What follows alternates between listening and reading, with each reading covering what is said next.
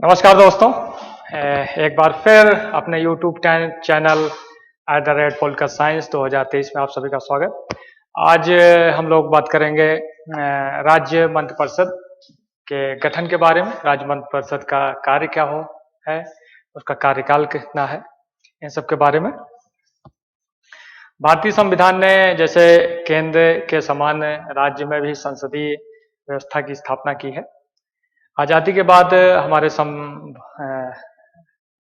देश में संविधान लागू हुआ, भारतीय संविधान का निर्माण किया गया। उसमें जैसे केंद्र में सरकार चलाने के लिए केंद्रीय मंत्रिपरिषद का गठन किया जाता है, जिसमें प्रधानमंत्री, लोकसभा, राज्यसभा, संसद सब मिला के बनता है।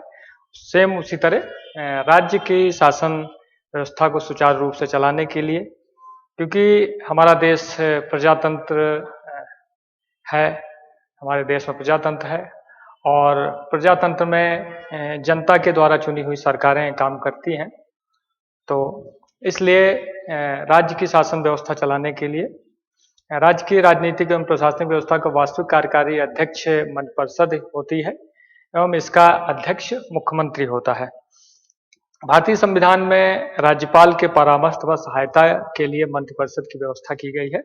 अनुच्छेद 163 में मंत्रिपरिषद की व्यवस्था राज्यपाल के कार्यकारी शक्तियों का प्रयोग करने, उसे परामर्श देने के लिए है। परंतु मंत्रिपरिषद एक परामर्शी संस्था नहीं है, बल्कि यह राज्य की वास्तविक कार्यपालिका का कार्य करती है। राज्य का जो प्रमुख होता है, जैसे केंद्र में पूरे भारत में जैसे जो हमारा वास्तविक जैसे राष्ट्रपति होता है, सेम उसी तरह राज्य के जो संवैधानिक प्रमुख होता है वो राज्यपाल होता है। लेकिन जो मुख्य कार्य, जो वास्तविक शक्तियां होती हैं, वो राज्य मंत्रिमंडल में और मुख्यमंत्री के निहित होती हैं। राज्य मंत्रिपरिषद का काम भी केंद्रीय मंत्रियों के समान ही होता है, केंद्र मंत्रिपरिषद के हिसाब। मंत्रिपरिषद की रचना, मंत्रिपरिषद के निर्माण के लिए सबसे महत्वपूर्ण कार्य मुख्यमंत्री की नियुक्ति, क्योंकि संविधान में अनुच्छेद 163 के अंदर मुख्यमंत्री को मंत्रिपरिषद को क्रियान्वित किया जाए, जो संसदीय शासन प्रणाली की एक विशेषता है। इसलिए राज्यपाल अपनी इच्छा के अनुसार किसी व्यक्ति को मुख्यमंत्री पर नियुक्त नहीं करता, बल्कि उस व्यक्ति को ही मुख्यमंत्री नियुक्त किया जाता है जो राज्य विधानसभा में बहुमत का समर्थन प्राप्त हो। राज्य विधानसभा के चुनाव होते हैं। वैसे राज्य विधानसभा का कार्यकाल 5 वर्ष का ही होता है, लेकिन बीच में कभी जैसे अविश्वास प्रस्ताव के द्वारा सरकारें गिर जाती हैं या किसी और कारण से सरकार अगर गिर जाती है, तो बीच में भी मध्यावधि में चुनाव होते हैं। और जो दूसरी चुनाव के बाद जो विधानसभा में बहुमत, जिस पार्टी या जिसके नेतृत्व में बहुमत होता है, उसे ही राज्यपाल जो है मुख्यमंत्री नियुक्त करता है।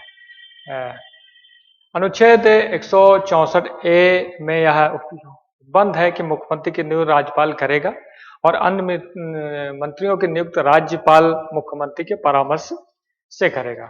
अनुच्छेद 164B के अनुसार मंत्रिपरिषद राज्य की विधानसभा की सामूहिक रूप से उत्तरदायी होती है।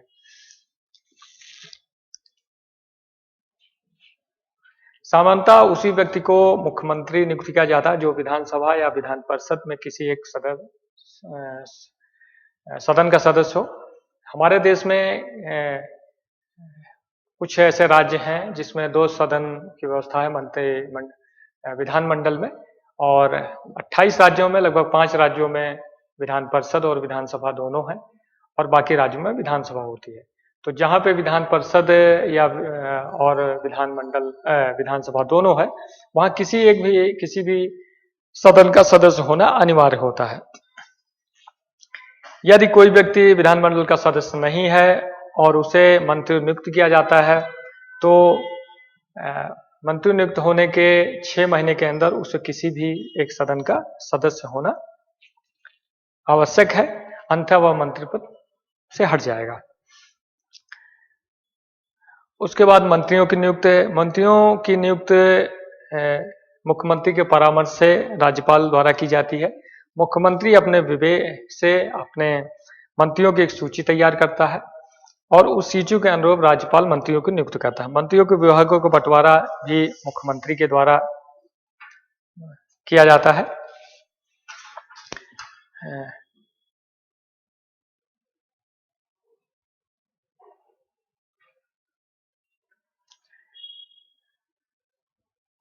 91 संविधान संशोधन अधिनियम 2003 के विस्थापन में पश्चात राज्य की मंत्रिपरिषद में मुख्यमंत्री सहित अन्य मंत्रियों की कुल संख्या राज्य विधानसभा के सदस्यों के 15% से अधिक नहीं होनी चाहिए। यह अधिनियम जुलाई 2024 से 4 से प्रभावी हुआ। 2004 के पहले किसी भी राज्य में मुख्यमंत्री अपने हिसाब से मंत्रियों को नियुक्त करता था और कभी कभी ये देखा गया है, जैसे उत्तर प्रदेश में मुलायम सिंह की गवर्नमेंट में या कल्याण सिंह की गवर्नमेंट में मंत्रियों की संख्या 90-95 के ऊपर हो गई थी। लेकिन 2003 के संविधान संशोधन अधिनियम 2003 में ऐसी व्यवस्था की गई है कि विधानसभा में जितने सदस्य होंगे उसके 15% लोगों को, सदस्यों को ही मंत्री बनाया जा सकता है। उसके अलावा मंत्रियों की शपथ एवं वेतन। मंत्रियों की नियुक्ति में सभी मंत्री पद ग्रहण करने से पूर्व राज्यपाल के सम्मुख पद एवं गोपनीयता की शपथ लेते हैं। मंत्रियों के वेतन और भत्ते राज्य विधानमंडल द्वारा समय समय पर निर्धारित तय किए जाते रहते हैं। ये मंत्रियों के वेतन भत्ते, विधायकों के वेतन भत्ते, इन सब के बारे में विधानसभा में समय के अनुसार जो है उसमें परिवर्तन होता रहता है। विधानसभा उसका निर्धारण करती है। मंत्रियों को पद के अनुरूप व्यय भत्ता, निःशुल्क आवास, यात्रा भत्ता, चिकित्सा भत्ता आदि भी सुविधाएं मिलती हैं। मंत्रियों के सामूहिक उत्तरदायित्व अनुच्छेद 164 के अंतर्गत मंत्रिपरिषद राज्य विधानसभाओं में पार्टी सामूहिक रूप से उत्तरदायी होती है, अर्थात सभी मंत्री अपने क्रियाकलापों के लिए विधानसभा के प्रति संयुक्त रूप से उत्तरदायी होते हैं। मंत्रिपरिषद के सभी सदस्यों के लिए अनिवार्य है कि वो राज्य विधानमंडल के दोनों सदनों में से किसी भी एक सदन के सदस्य अवश्य होने चाहिए। संविधान में यह भी व्यवस्था की गई है कि किसी गैर सदस्य को भी मंत्रिमंडल में शामिल किया जा सकता है, किंतु ऐसे सदस्य के लिए अनिवार्य किया गया है कि वो मंत्री पद की शपथ लेने के 6 महीने के अंदर विधानमंडल के किसी भी सदन, विधानसभा या विधान परिषद का सदस्य निर्वाचित होना अनिवार्य है। यदि वह निश्चित अवधि में सदस्य नहीं बनता है किसी एक भी सदन का, तो स्वतः ही उसकी मंत्री पद खत्म हो जाता है या मंत्रिपरिषद से त्याग देना पड़ सकता है।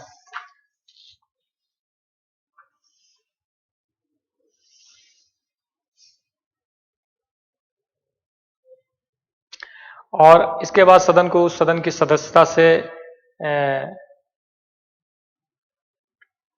आयोग सिद्ध कर दिया जाता है और जब तक वो दोबारा चुनाव निर्वाचित होकर नहीं आता, उसको मंत्री पद की शपथ नहीं दिलाई जा सकती। राज्यपाल और मंत्रियों के बीच संबंध।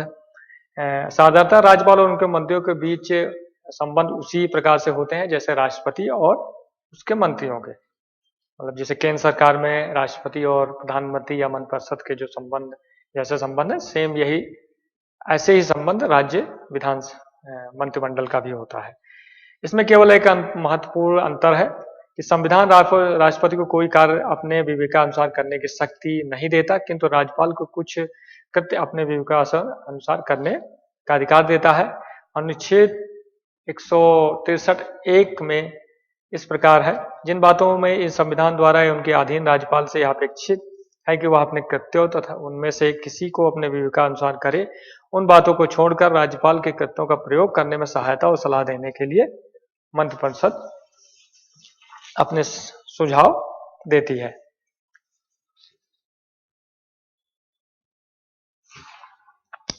जैसा कि अनुच्छेद 74(1) में किया गया है, जो कृत्य अपने विवेकानुसार करने के लिए राज्यपाल को सशक्त किया गया है, उसमें से उसे यह अपेक्षा नहीं होगी कि वह मंत्रियों की सलाह के अनुसार काम करेगा, उससे सलाह मांगेगा। यदि यह प्रश्न उपस्थित होता तो कोई भी विषय ऐसा नहीं ऐसा विषय है या नहीं है जिसे संविधान के अनुसार राज्यपाल को अपने विवेकानुसार कार्य करना है। वहाँ राज्यपाल निश्चित अंतिम होगा और राज्यपाल द्वारा की गई किसी भी विधिमान्यता को इस आधार पर पुरस्कृत नहीं किया जाएगा कि उसे अपने विवेक अनुसार कार्य करना चाहिए अथवा नहीं। संविधान के अनुच्छेद 164A के अनुसार सभी मंत्रिपरिषद राज्यपाल के प्रसाद पर्यंत अपने पद पर रह सकते हैं। फिर भी अनुच्छेद 164B के अनुसार मंत्रिपरिषद सामूहिक रूप से विधान सभा के प्रति उत्तरदायी होती है। किसी एक मंत्री को भी राज्यपाल अपनी इच्छा के अनुसार मंत्री पद से नहीं हटा सकता है। ऐसी शक्ति का प्रयोग मुख्यमंत्री की सिफारिश के बिना किसी भी मंत्री को राज्यपाल अपने विवेक के अनुसार नहीं हटा सकता है। मंत्रिमंडल का एक निश्चित कार्यकाल 5 वर्ष का होता है। इस समय विधानसभा के कार्यकाल के साथ चलता रहता है। इस निश्चित समय से पहले मंत्रिमंडल को निलंबित किया जा सकता है, परंतु यदि मंत्रिपरिषद 5 वर्ष के समय तक अपने पद पर स्थिर रह सकती है। यदि मुख्यमंत्री अपने पद से त्यागपत्र दे दे तो मंत्रिपरिषद का अंत हो जाता है, क्योंकि उसके त्यागपत्र का अर्थ मंत्रिपरिषद का भी त्यागपत्र होता है। केंद्र द्वारा अनुच्छेद 356 का उपयोग करके भी मंत्रिपरिषद का अंत किया जा सकता है। वैसे जब मंत्रिपरिषद का गठन होता है चुनाव के बाद, तो उसका कार्यकाल 5 वर्ष का होता है। लेकिन अगर बीच में कोई मुख्यमंत्री अपने पद से त्यागपत्र दे देता है या विधानसभा में अविश्वास प्रस्ताव के द्वारा मंत्रिपरिषद के खिलाफ अविश्वास प्रस्ताव लाया जाता है और वो पास हो जाता है, तो सरकार गिर जाती है, उसके द्वारा भी हट जाता है और फिर दोबारा अगर कोई नई सरकार नहीं चुनी जाती है तो वो पहले भी विधानसभा भंग हो जाती है। और कभी कभी आपातकाल की स्थिति में केंद्र सरकार आपातकाल के द्वारा राज्य में संवैधानिक स्थिति गड़बड़ हो जाती है, उसके द्वारा भी केंद्र सरकार वहां राष्ट्रपति शासन लगा सकती है और मंत्रिपरिषद को हटा सकती है। तो ये जो है मंत्रिपरिषद वैसे तो चुनी 5 साल की जाती है, लेकिन बीच में भी उसको हटाया जा सकता है और दोबारा से चुनाव करके फिर से दूसरी मंत्रिपरिषद का गठन होता है। वेतन और भत्ते संविधान के अनुच्छेद 164 के मंत्रियों को मासिक वेतन और भत्ते मिलते हैं, जो समय समय पर विधानमंडल द्वारा निश्चित किए जाते हैं। प्रत्येक मंत्री को अपना पद ग्रहण करने के पहले राज्यपाल के सम्मुख पद एवं गोपनीयता की शपथ लेनी होती है। राज्य को मंत्रिपरिषद का प्रमुख मुख्यमंत्री होता है। मुख्यमंत्री की नियुक्ति भी राज्यपाल के द्वारा की जाती है।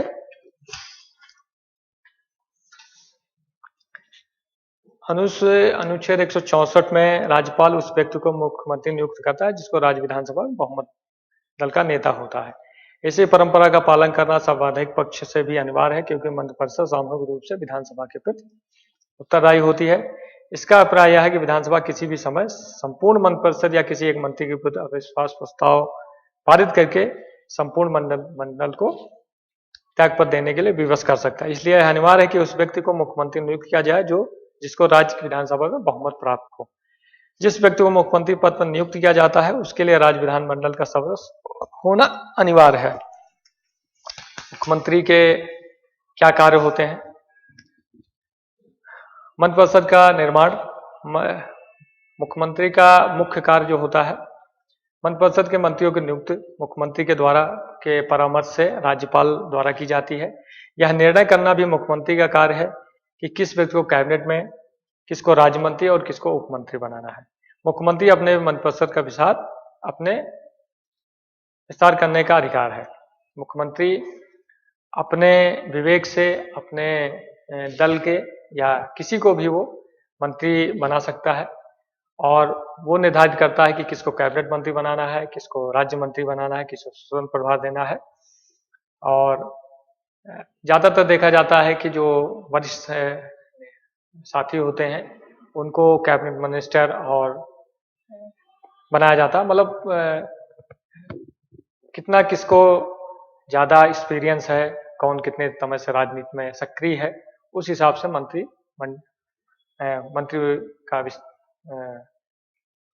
को नियुक्त किया जाता है। उसके अलावा दूसरा काम है मंत्रियों विभागों का बंटवारा करना। संवैधानिक रूप से मुख्यमंत्री विभागों का बंटवारा विभाजन करने में स्वतंत्र है, क्योंकि संविधान द्वारा उस पर कोई प्रतिबंध नहीं लगाया गया है। किंतु व्यवहार में वह सदस्यों की योग्यता और राजनीतिक महत्व की दृष्टि से रखकर ही विभागों का बंटवारा किया जाता है। मुख्यमंत्री अपने मंत्रियों के विभागों में परिवर्तन भी कर सकता है। मुख्यमंत्री को अधिकार है कि वो किसको कौन सा विभाग दे, और वो जब चाहे वो मंत्रियों के विभागों में फेरबदल भी कर सकता है, और अगर मुख्यमंत्री चाहे तो वो किसी भी मंत्री से त्यागपत्र ले सकता है, और उसके द्वारा राष्ट्रपति जो है अनुमोदित कर देंगे और वो उसको मंत्री पद से हटाया जा सकता है। तो ये मुख्यमंत्री की शक्तियां होती हैं। मंत्रिपरिषद का पुनर्गठन करना। मुख्यमंत्री जब चाहे अपने मंत्रिपरिषद का पुनर्गठन कर सकता है, मतलब पुराने मंत्रियों को हटा के नए मंत्रियों को सम्मिलित किया जा सकता है, या अपने मंत्रिमंडल का विस्तार कर सकता है। कुछ नए सदस्यों को उसमें मंत्रिमंडल में जोड़ा जा सकता है। राज्य का मुख्यमंत्री का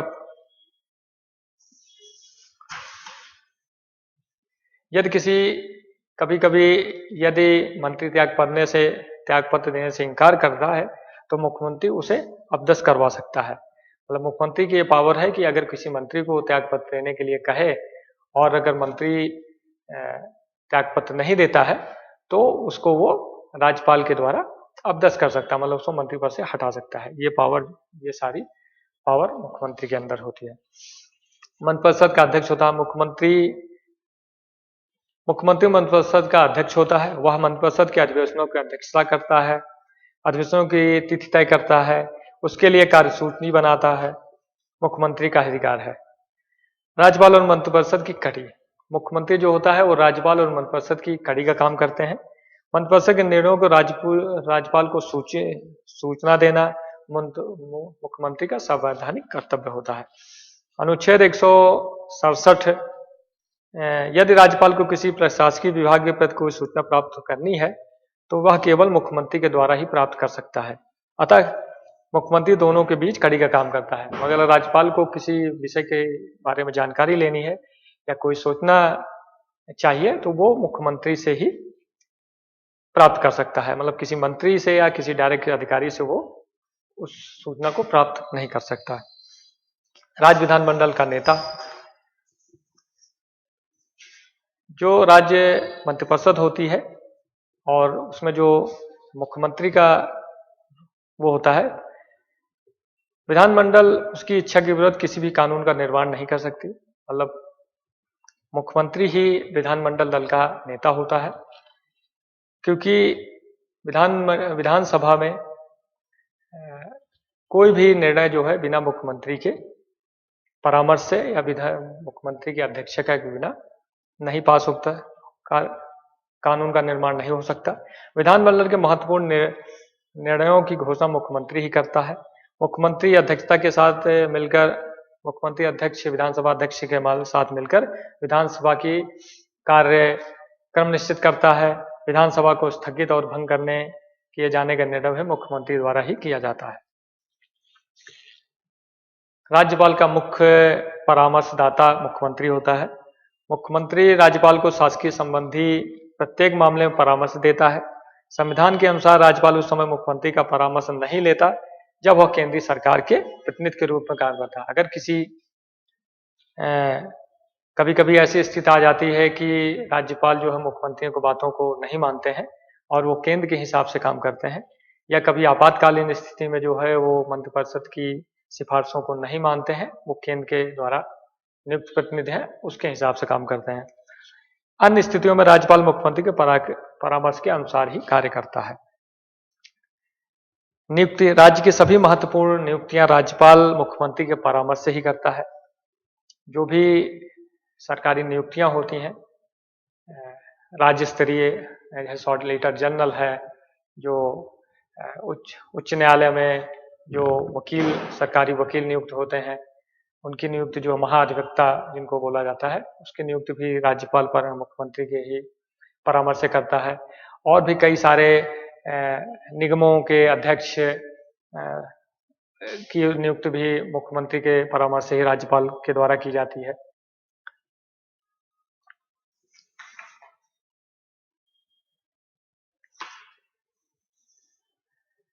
मुख्य रूप से राज्य मंत्रिपरिषद राज्य की सारी शक्तियां उसमें निहित होती हैं और उसका जो पद सबसे महत्वपूर्ण अंग होता है वो मुख्यमंत्री होता है। मुख्यमंत्री के ही अध्यक्षता में सारे महत्वपूर्ण निर्णय लिए जाते हैं। विधानसभा में कौन से कानून पास होने हैं, किस विषय पे कानून बनाना है, राज्य की जनता की भलाई के लिए कौन कौन से कार्य करने हैं, ये सारा काम राज्य मंत्रिपरिषद ही करती है और वो मुख्यमंत्री के अध्यक्षता में किया जाता है। वैसे देखने के लिए राज्य का प्रमुख जो है राज्यपाल होता है, जो केंद्र के द्वारा नियुक्त किया जाता है। लेकिन जो शक्तियां हैं प्रत्यक्ष रूप से जिन शक्तियों का निर्वहन जो है वो राज्य मंत्रिमंडल ही करता है मुख्यमंत्री की नेतृत्व में, और सारी शक्तियां जो है मुख्यमंत्री में ही निहित होती हैं।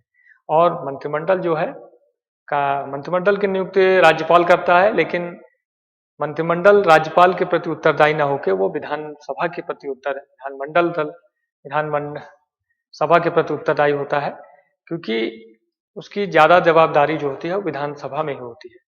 क्योंकि कानून बनाना काम विधानसभा में होता है। अगर कोई सरकार गलत काम कर रही है तो उसके ऊपर दबाव जो है वो विधानसभा में बनाया जा सकता है, प्रश्न पूछ के, स्थगन प्रस्ताव के द्वारा, अविश्वास प्रस्ताव के द्वारा। इन सब माध्यमों से जो है सरकारों पे दबाव बनाया जाता है मंत्रिपरिषद पे, और उसी के हिसाब से राज्य की जनता के कल्याण के लिए, उसके विकास के लिए जो है कार्य किए जाते हैं। तो मंत्रिपरिषद जो है वो विधानसभा के प्रति उत्तरदायी होती है, और विधानसभा का जो नेता होता है वो मंत्रिपरिषद के जो मुख्यमंत्री होते हैं वो वही होते हैं। सारी शक्तियां जो है राज्य की जो प्रशासनिक शक्तियां हैं वो मुख्यमंत्री के तहत ही निहित होती हैं, और वो राज्य का प्रशासनिक प्रमुख होता है। और उसकी सहायता के लिए कैबिनेट मिनिस्टर, राज्य मंत्री, स्वतंत्र मंत्री और उसके साथ मुख्य सचिव या विभागों के सचिव जो है उसको परामर्श देते हैं और राज्य के कार्य संचालन में उसकी मदद करते हैं मंत्रिपरिषद की। तो मुझे लगता है आप लोगों को राज्य मंत्रिमंडल या राज्य मंत्रिपरिषद के बारे में जानकारी, काफ़ी अच्छी जानकारी मिली होगी। ये मेरा YouTube चैनल है @Political Science 2023। आप लोग इसको ज़्यादा से ज़्यादा लाइक करें, सब्सक्राइब करें, शेयर करें, ताकि और बहुत सारे स्टूडेंटों को भी इसका फ़ायदा मिले। धन्यवाद। जय हिंद।